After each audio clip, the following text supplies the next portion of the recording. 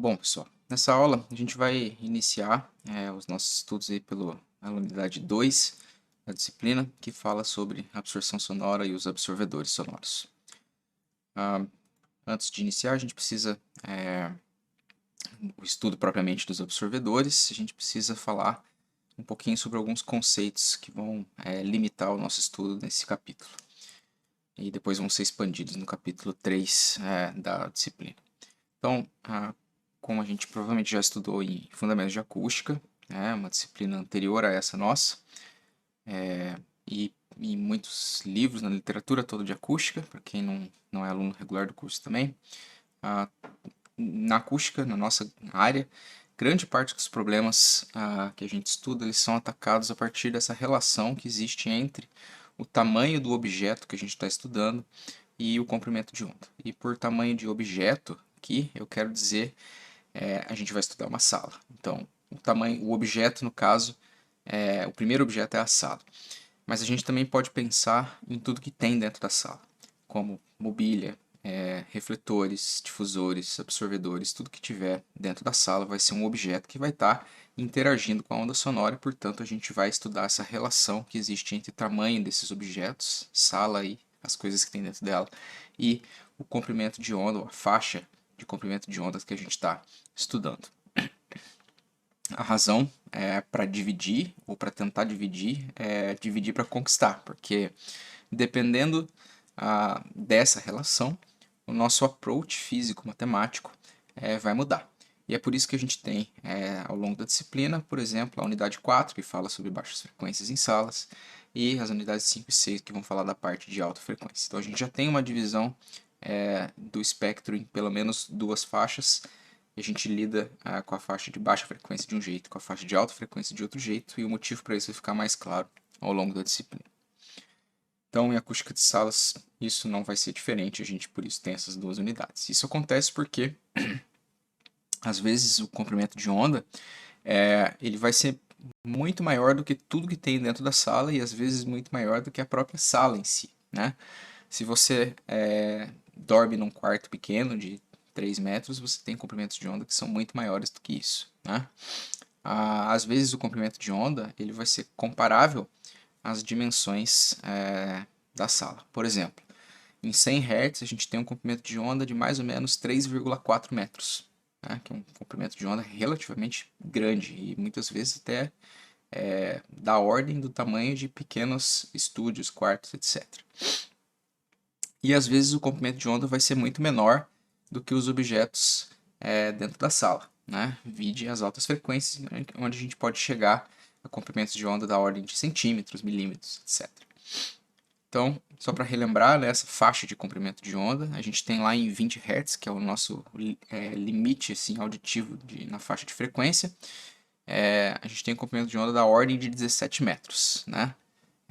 Comprimento de onda do tamanho de alguns veículos grandes, né? Então, quantos objetos dentro da sala ou quantas salas tem esse tipo de tamanho, né? Você pode se perguntar. Do outro lado, né, do espectro, lá em altas frequências, a gente tem a máxima frequência que a gente escuta quando a gente tem uma audição completamente saudável é 20 kHz. E nesse caso, o comprimento de onda vai ser na ordem de 17 milímetros. E quantos objetos na sala são menores do que isso? Então, 17 milímetros é uma distância bem pequenininha. A maior parte dos objetos vai ser muito maior do que 20 kHz. E a gente tem toda a faixa no meio, que, claro, vai variar entre 17 metros e 17 milímetros. Então, para iniciar o tratamento do problema de acústica de salas, nós vamos vamos quebrar o problema em partes. Então, a lógica que vocês têm que manter em mente é a seguinte, ao longo de todo o curso, né? A gente quer calcular o campo acústico dentro da sala, nessas três dimensões que a gente já comentou nas primeiras aulas, tempo, frequência e espaço. Nós precisamos considerar como é que as frentes de onda viajam dentro da sala, como elas interagem com cada aparato no ambiente. Esse como, né, a gente tem uma parte da análise que é qualitativa, para descrever o fenômeno, e tem uma parte, né, da análise que é quantitativa. para descrever o fenômeno numericamente, matematicamente. Tá? Então, o que a gente vai fazer? Qual é a nossa, talvez, estratégia? Né? Nós vamos entender como é que a frente de onda interage com apenas um aparato primeiro. Isso é o escopo das unidades 2 e 3. Então aqui nós vamos definir termos, né? Como impedância, acústica, impedância de superfície, coeficiente de reflexão, coeficiente de absorção, coeficiente de espalhamento, coeficiente de difusão. E nós também vamos estudar as formas que existem de tratamento acústico eficiente, como os absorvedores e os difusores. Vamos falar de material poroso, vamos falar de absorvedor de placa perfurada, vamos falar de difusor QRD e uma série de outras coisas. Então aqui sempre do ponto de vista de um aparato, que é o que trata as unidades 2 e 3. E de posse do comportamento de um aparato, a gente pode extrapolar para estudar o campo acústico dentro da sala e tentar entender como é a interação entre esses aparatos dentro da sala. Então a gente vai ter essas duas coisas ao longo do curso. Então, e os passos 1 e 2, eles também vão ser quebrados em subpassos menores para que a gente consiga estudar bem o problema, de acordo com a faixa de frequência que a gente está olhando. Bom, então vamos começar nesse passo 1, que é estudar os aparatos e a absorção sonora e a difusão, e a gente vai começar pela absorção sonora, na unidade 2. E o que significa será quebrar aqui em subpassos? Então a gente vai analisar, tentar deixar o nosso problema bem delineado, com um contorno bem definido para a gente saber exatamente onde a gente está pisando. Então, uma onda sonora incidindo aí em um obstáculo, um aparato, que pode ser esse obstáculo pode ser qualquer coisa, pode ser uma coluna, uma cadeira, um absorvedor, a cabeça de uma pessoa, um difusor na sala, qualquer coisa desse tipo. Essa onda sonora que está atingindo esse aparato, ela vai sofrer reflexão especular, absorção, parte da energia vai ser absorvida, como a gente já discutiu na aula anterior, na aula de introdução à disciplina, né? Vai sofrer difração, que é um nome mais abrangente para reflexão difusa. A gente vai falar mais de difração na unidade 3. Então, a unidade 3 é uma unidade que a gente tipicamente fala muito mais de difração. Mas difração é um nome abrangente que abrange a reflexão difusa, que é espalhada no espaço, mas também abrange a reflexão especular. A gente só quer separar a reflexão difusa da especular para delinear bem o problema. Então, essa onda vai sofrer reflexão e absorção especular e espalhamento, difração.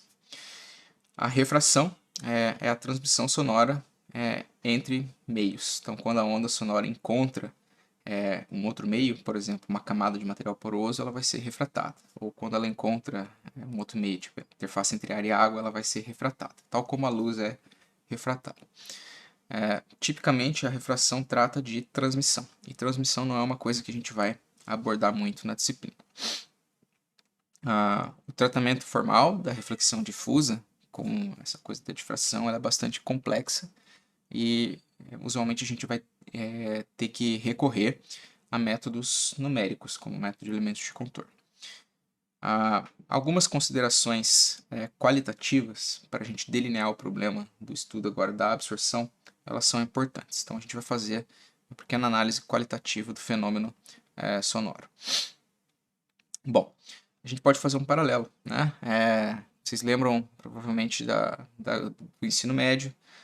Todo mundo talvez esteja familiarizado com o prisma, né? Tão bem representado no álbum do Pink Floyd, Dark Side of the Moon. E a gente tem aqui uma brincadeira com a figura do Darth Vader, um feixe de luz branca sendo decomposto nas cores do arco-íris que a gente enxerga, né?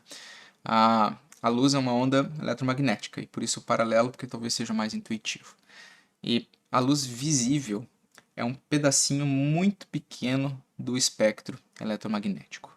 Então, esse espectro eletromagnético ele vai lá desde a faixa de super baixa frequência até VHF ou HF, que a gente usava na transmissão, sinal de rádio e TV. A gente tem radar, a gente tem infravermelho, isso tudo são comprimentos de onda muito grandes. E aí a gente chega na cor vermelha, e a gente tem um espectro que a gente enxerga com os nossos olhos, né, que vai do vermelho até o violeta. E aí depois vem ultravioleta, que é essa coisa que causa câncer de pele, né? A gente usa o protetor solar para proteger as nossas células do ultravioleta. Vem o raio-x, vem raio gama e assim por diante. Então a gente tem um espectro visível, que é essa pequena faixa que vai ali de cerca de um comprimento de onda de 700 nanômetros, 10 a menos 9 metros, até 400 nanômetros. Isso compreende mais ou menos uma oitava em termos de frequência, porque a gente vai de mais ou menos 430 até 750 terahertz. Então, são comprimentos de onda super pequenos comparados ao tamanho dos obstáculos, né? E por isso, a maior parte da luz que a gente enxerga no nosso dia a dia é uma reflexão difusa. Já as ondas sonoras, a gente já conhece isso, nosso espectro audível, pelo menos o que a gente escuta e está interessado, o ser humano, vai de 20 Hz até 20 kHz ou 20 mil Hz. Isso compreende mais de 10 oitavas, quando você coloca no papel, né, 20, 40, 80, 160, etc. E os comprimentos de onda variam então de 17 metros a 17 milímetros. E a gente pode dividir esses comprimentos de onda em 3 faixas qualitativas. A primeira faixa é uma faixa na qual o comprimento de onda é maior que uma determinada dimensão. Depois uma faixa em que o comprimento de onda é aproximadamente igual a alguma dimensão. E uma faixa em que o comprimento de onda é muito menor que uma determinada dimensão. E por dimensão aqui, a gente quer dizer o seguinte. A gente tendo um aparato qualquer acústico, a gente está lidando com o tamanho desse aparato, que aqui está representado em uma dimensão só, né? Esse comprimento do aparato, mas ele vai ter comprimento, largura. E a gente também está interessado na irregularidade superficial do aparato. Quanto que a superfície do aparato é lisa ou rugosa. Então a gente vai ter essas 3 faixas relativas a essas duas escalas aqui espaciais. Então, o que a gente vai lidar na unidade 2 é com a reflexão especular. Então a gente não vai falar agora de reflexão difusa, isso vai ficar para a unidade 3. E quais são as condições para existirem a reflexão especular? As condições são que